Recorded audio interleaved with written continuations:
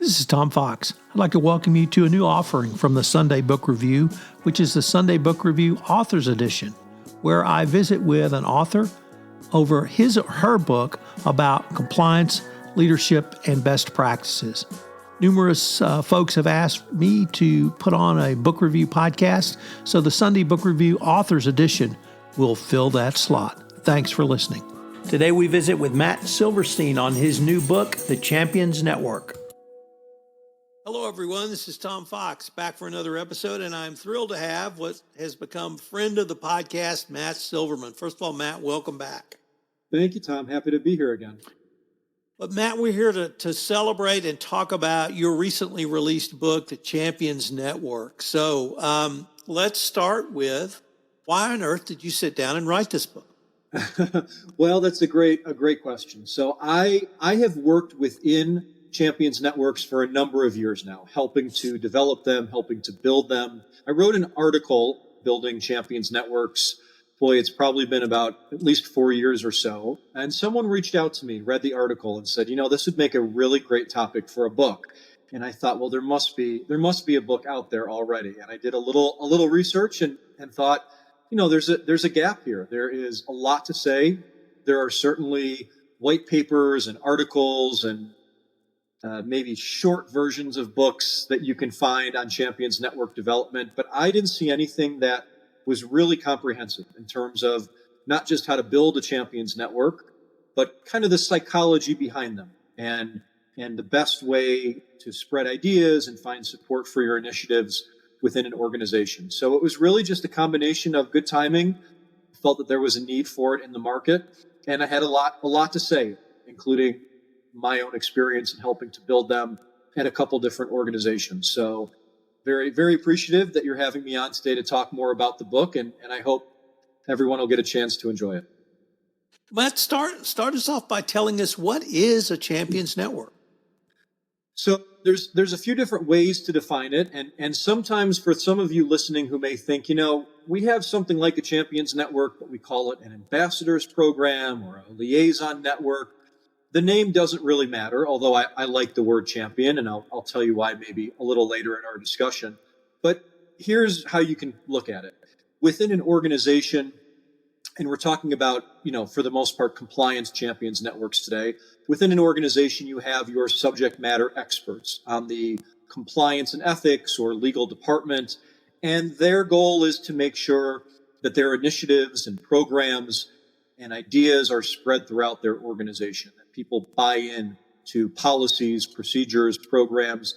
And there's only so much that we can do as compliance professionals in making sure that we really develop and build a culture of compliance within our organization. So while it is important to have good policies, while it's important to have tone at the top, my feeling is that you can't really change the compliance culture of your organization just through having great policies and just through having leadership that supports you. You really need a movement to impact your compliance culture. So the idea is that you are finding people within your organization who are not full-time compliance professionals, and you are asking them to champion compliance, to champion your initiatives and policies and programs, to be an advocate and to help spread compliance awareness throughout your organization. So the idea is that simple.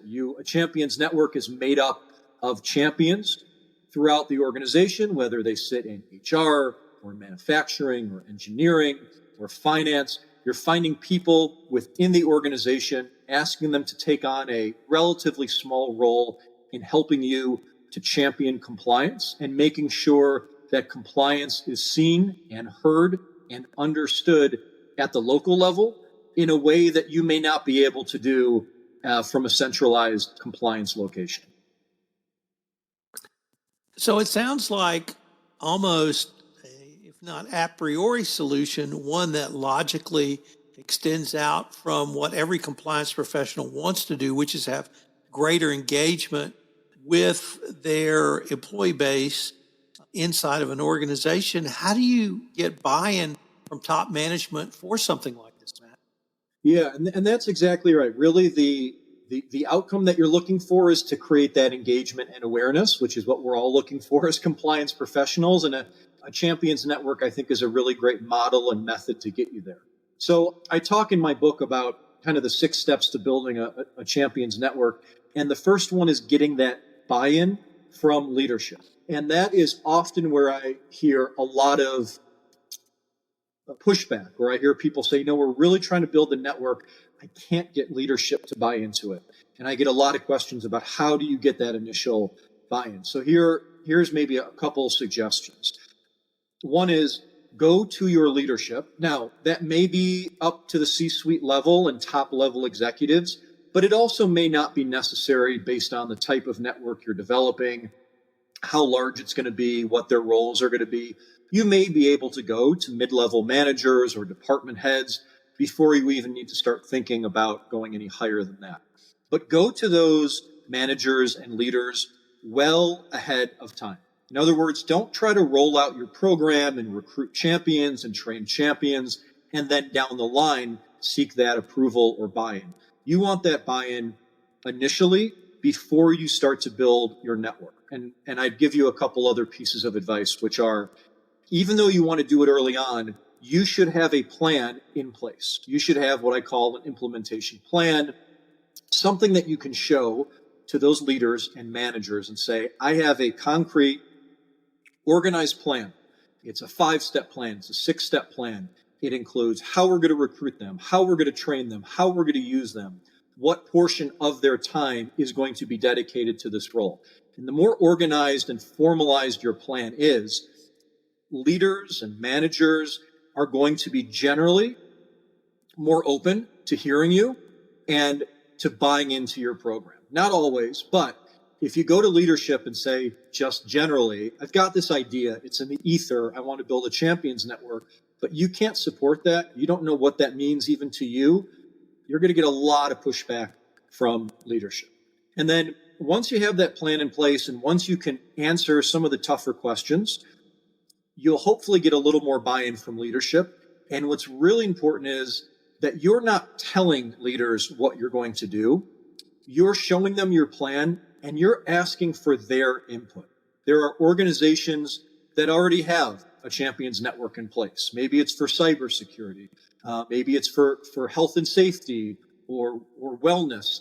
And there may be leaders in your organization who perceive those networks positively or negatively. And if you come to them and say, we're looking to build another champions network, for example, compliance and ethics, ask them, what do you like or don't like about current networks that you see operating? How could we be of help to you? How could we help to protect the organization, what you do, your site, department? Look for buy-in from them and input from them, and then they're much, much more likely to have buy-in in your overall development of your network.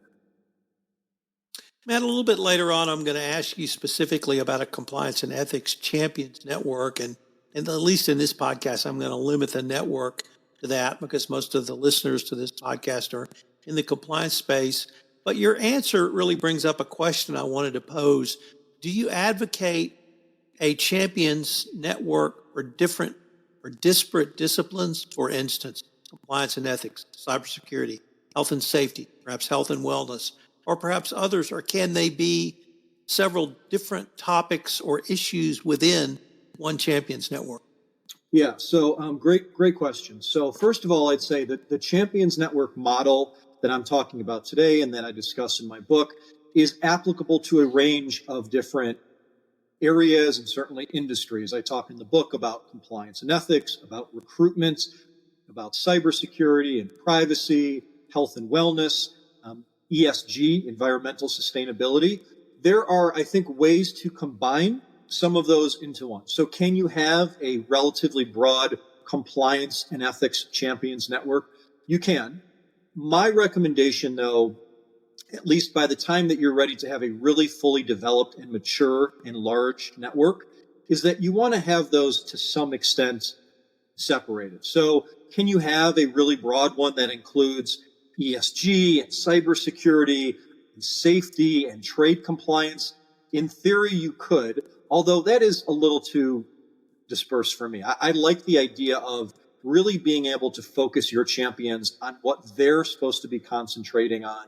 Maybe not every single day or every single week, but from a monthly basis, or at least give them a specific topic to focus on. If you try to make compliance overly broad for people that are already focused on their day-to-day jobs in HR or marketing or finance, trying to combine 4 or 5 different compliance areas into one, and then asking them to be the eyes and ears of cybersecurity compliance and privacy compliance and HR compliance, it's not always feasible, and it may backfire. So to the extent that you can, try to develop those more targeted champions networks, trade compliance, privacy, cybersecurity, whatever the 2 or 3 or 4 are that are of maybe the biggest risk to your organization or the most important to your organization.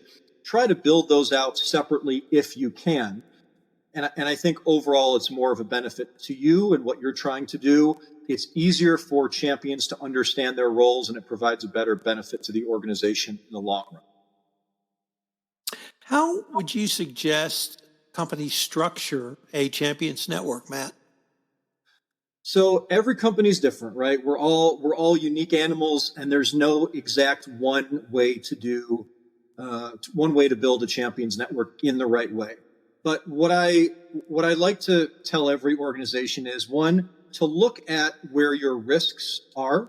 So, for example, instead of just deciding we're going to put most of our champions where most of our people are, look at your risks for example, if you've got a trade compliance champions network, right? Where are you importing and exporting a lot from? Where do you have issues related to sanctions or with regard to deemed export issues and hiring foreign nationals?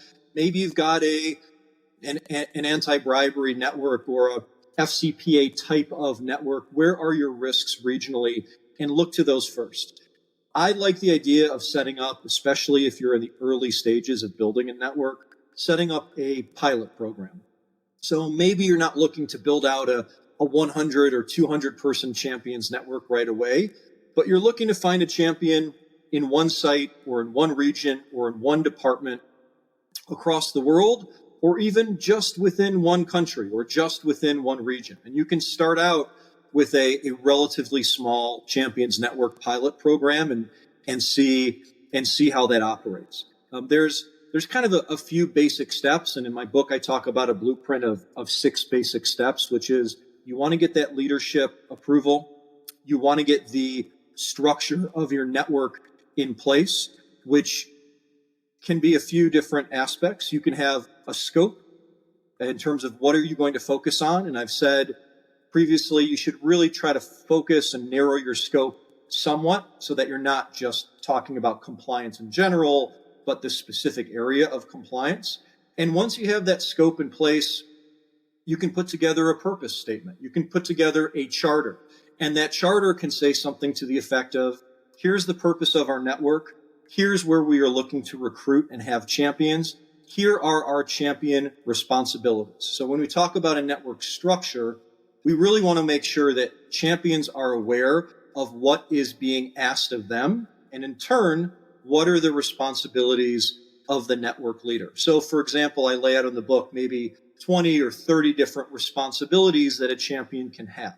That may be anything from doing substantive legal investigations, which may not be what you want your champions to be doing, all the way to just being someone who can help to disseminate policies and procedures and explain them at the local level to their site or their region or their department. The champion can be used as the eyes and ears, right, to let the subject matter compliance expert know what's going on at the local level. They can do team building activities. They can hang up posters. They can provide substantive training sometimes to people within their region or their site. But the point is, when you're setting up the structure, you really want to include in that charter what the responsibilities of your champions are. And then at the same time, you want to include what the responsibilities of the champion network leader is. How often are they going to be having communication with their champions? What kind of training are they going to go through? How are they going to recruit them? So they're all important things to include in some type of a structure, some type of a charter, so that champions understand and their managers understand what their roles are and what's expected of them in those roles. Matt, the times I've tried to implement or been a part of an implementation of something like this, it has been a challenge to get people to agree to be champions, Yeah. to sign on. How do you suggest creation of champions in a way that really not so much empowers the champions, but makes them feel like it's something they want to do and not just, oh, great, another day job?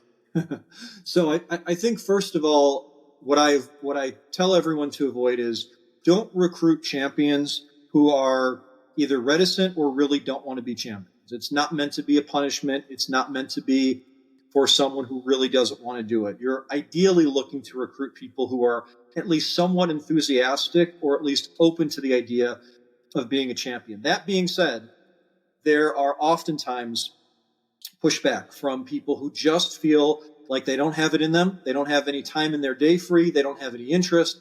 They look at it as just an extra amount of work to do that they're not being incentivized for, they're not being rewarded for.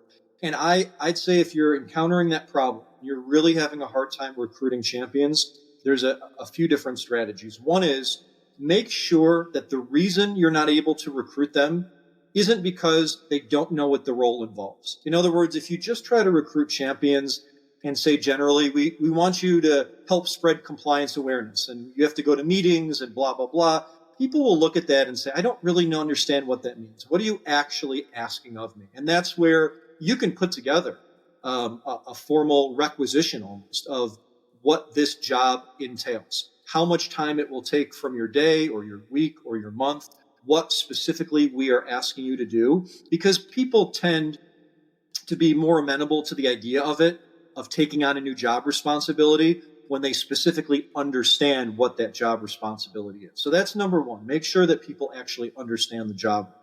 Now, there are ways to incentivize people to become champions. Based on your organization, you may have or you may be able to offer certain incentives that other organizations cannot.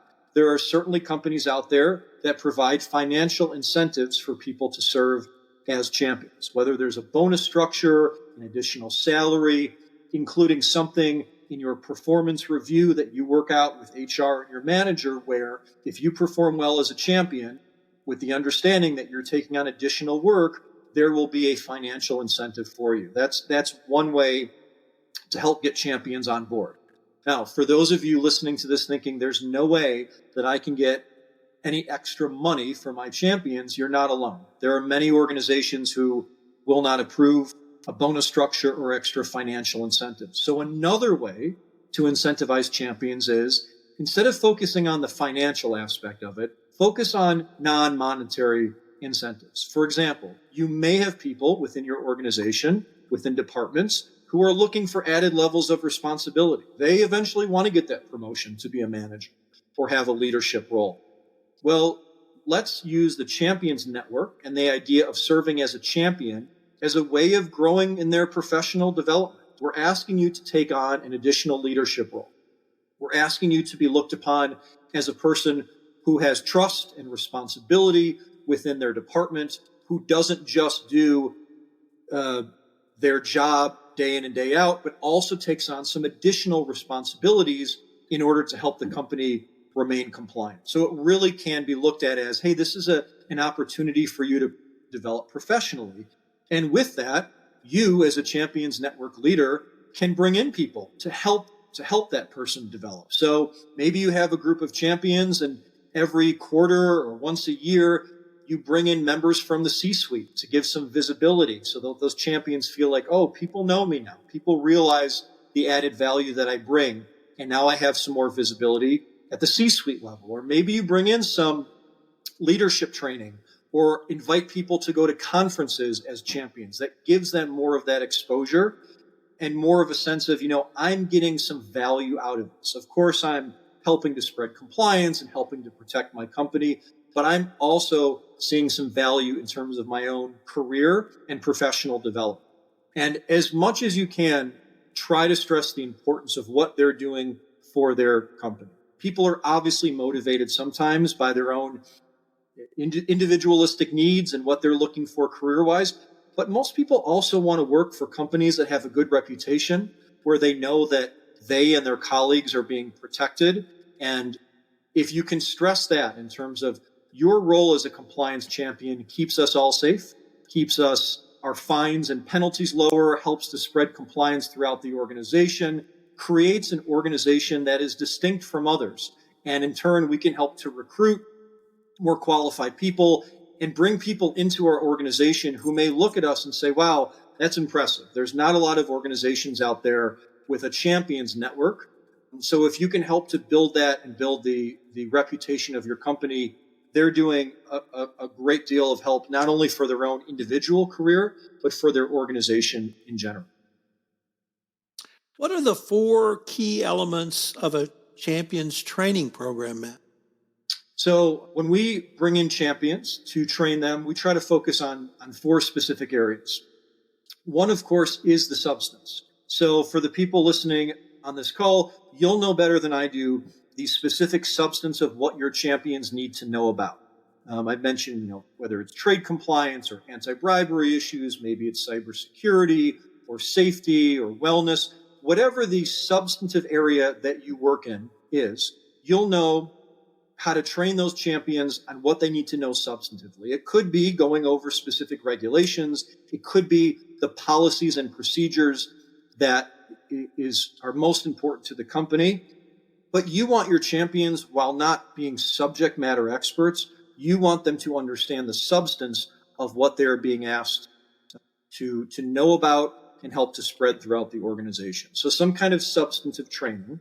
You want your champions to understand the context, why they have been chosen as champions, what the purpose of the champions network is. I talk a lot in my book about really the psychology of champions networks and the idea that in order to influence other people, while it's very important to have a tone at the top and leadership support and policies in place to influence other people, people look to what their colleagues and friends and trusted coworkers are doing, and they mimic that behavior. We look to other people around us and say, well, if this is important to them and they're doing it, then so should I.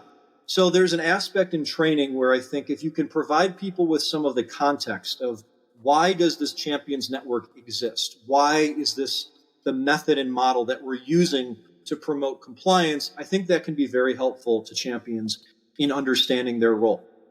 And then, of course, really the heart of it is the third part of the training, which is their roles and responsibilities. What are you asking your champions to do? Is it simply go out and spread the good word about compliance and make people aware? Well, that's fine to say, but again, people don't always know exactly what that means. So you should have a part of your training program that goes over specifically the roles and responsibilities of champions. Is it to help disseminate policies? Is it to get feedback about policies and procedures and programs that are being rolled out at a local level? Is it to be the eyes and ears and not spy on, but in some ways keep an eye toward potential violations and report those back? Is a compliance champion going to be asked to conduct any kind of substantive legal investigations or work with HR and legal and those types of investigations?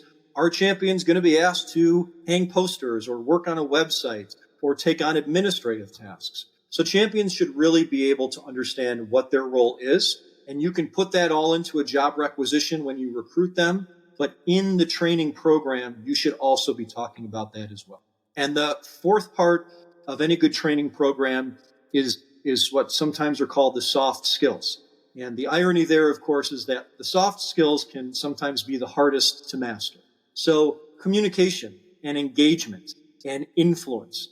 This is where I hear a lot of, when we're developing training programs with my company, I hear a lot of people saying, yeah, I understand what we're supposed to train them on substantively, but how do I actually keep them engaged? How do I influence them? And how do my champions in turn influence other people within the organization to take part in these programs, to see the value of these initiatives? So there's an element of soft skills training that I think is really important, that people understand how to get others onto your side, how to influence other people, And I talk a little bit in the book about 9 different influence strategies, everything from demanding people do something to seeking their input and consultation. So there's all different ways to do that training, but I think it's a really important part of Champions Network training that often gets overlooked. So, Matt, you've obviously gotten approval for your Champions Network. You've created a network. You've trained up your network. But now the rubber hits the road because you have to implement. Right. How do you implement, and how do you move forward after implementation? So, right, you have all your pieces in place. You've got your leadership support and your champions. This is where sometimes people get a little stuck, right?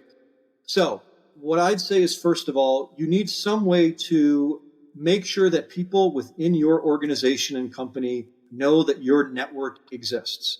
I have seen Champions Networks rolled out in a way where a year into the network, no one even knows that there is a compliance or ethics or cybersecurity or health and wellness network that even exists. And that's really the part or the fault of no one other than the Champions Network leader, the person who is ultimately tasked with building the network. So when we talk about implementation, a big piece of it is finding a way to brand and publicize your network. So that may be working with your internal communications or branding team. Maybe you want to have some kind of a logo for your network, but it's also about things like building an intra-company website, finding ways, and you can work with your communications team to make sure that others within the organization know that your network exists and know who their champions are. You can certainly ask your champions to go to local site meetings and let themselves be known, but you should also be talking to department heads and managers and saying, please announce this. Please make sure people within your site, region, department know that this network exists. Here's the intra-company website for it. Here's a job rec, or here's what we do. Here's an org chart of all of our champions within the network. Make sure that there is some kind of publicity for it. And once you get that publicity, that will go a long way in making sure that your Champions Network functions how it should, which is people being open and willing to come and talk to your champions when they need to. So that's a big piece of it. The other part of implementation is continuous communication and sometimes training with your champions. So oftentimes we train our champions, we say, go forth, and then we don't talk to them for 6 months or a year. And then we wonder why they become complacent, right? So a big part of actually implementing the program is you should be expected as the Champions Network leader. You may have multiple leaders within one network. You should be expected to keep in communication with your champions, to update them on regulatory changes, on policy changes, on changes to their roles and responsibilities and what is expected of them. Otherwise, your champions will become complacent, or at least they'll feel a little bit out of the loop, right? They'll feel like they've been asked to take on a role, they've been trained, but then no one's really come and talked to them about it. So keeping them engaged is a really important part of implementing the program, making sure that you have tools and platforms, whether it's over email or other types of platforms that you have internally at your company, to be able to keep that continuous communication going on. And then I'd say another big piece of the implementation process is benchmarking and feedback. So you may benchmark with other organizations who have champions networks. You may benchmark internally with other champions networks. You may want to talk to your health and wellness champions network about how they're developing their network and how it's been running and making changes as needed.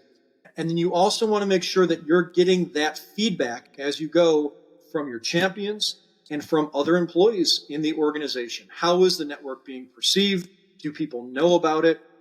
And talk to your champions. How can we be doing a better job? I think that the biggest issue is that sometimes we think whether we're dealing with leadership and getting their support or we're dealing with our champions directly, we often think we just tell them what we're going to do and they'll go do it. And people respond much better. Yes, give them ideas, tell them your plan, but seek their input and always continue to seek input, because your champions will tell you that the way you've set this up, or the time commitment or the communication channels or the policies, that they're not being perceived or it's not working the way that you want it to. So always continue to seek that continuous improvement and feedback from your champions. And in that way, the implementation of your network over time will be much more effective. So, Matt, I'd like to turn now to a couple of questions specifically about a compliance and ethics champions network, and start with really, is there a group of employees you would suggest approaching first or seeing if you could bring them on, or is this really something that you should open up to any employee who's interested? Yeah, so I always say that I'm hesitant to turn any employee away. If you have employees who are truly enthusiastic about being a part of your network, find a place for them. If you are lucky enough to have too many people who want to be a part of your network, then appoint people as alternatives, right? You can come to the meetings. You're not a formal champion. It's not written into your performance plan, but you come to meetings as you'd like, and then eventually we'll find a spot for you as people come and go. So I never try to turn anyone away. I would say, though, that if you're developing a network and it is specific to a certain area of compliance, you really want to find those departments and regions where there is true overlap or there's a true touch point behind the type of compliance that you're trying to promote and the department. So, for example, I'll bring up trade again, only because my day job, of course, is trade compliance, and that's what I know very well. We have a lot of touch points and overlap with our HR group. So I know that if I'm building a trade compliance champions network, a big part of it is going to be the issue of hiring foreign nationals.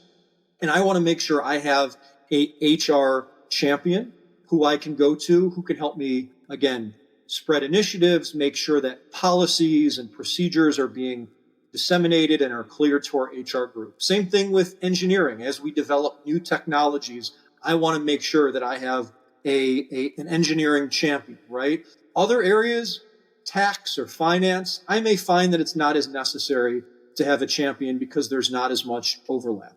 And for those of you listening in other areas of compliance, whatever they are, you may find that there are certain groups, departments, regions, sites that are probably going to be either more important, more at risk, or where there's just a clearer touch point behind the type of compliance that you are looking to promote and those specific regions, departments, or sites. So I would say try to focus on it a little bit. Try not to be overly broad in terms of, we'll just take anybody no matter where you are. But at the same time, if you do have people who are looking to be a champion, find a way to get them involved, because there's really no need to truly exclude anyone from being a champion, unless, of course, you think they just don't fit the criteria or the personality type to be able to do what is being asked of them. Matt, what does the Department of Justice say about champions networks or something similar?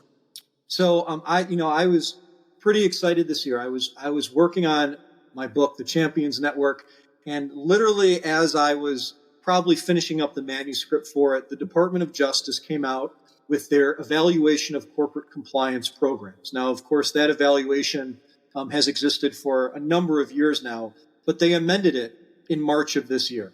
And for the first time ever, the evaluation of corporate compliance programs states that prosecutors can look at specifically whether a company has developed opportunities for employees and managers to serve as champions within their organization. So I read that as really a full-throated endorsement by the DOJ that they look at a champions network, not just in terms of is this a mitigating factor, but really an endorsement that these champions networks work, are a good way to promote compliance and ethics throughout an organization. And it was really, really exciting to see that.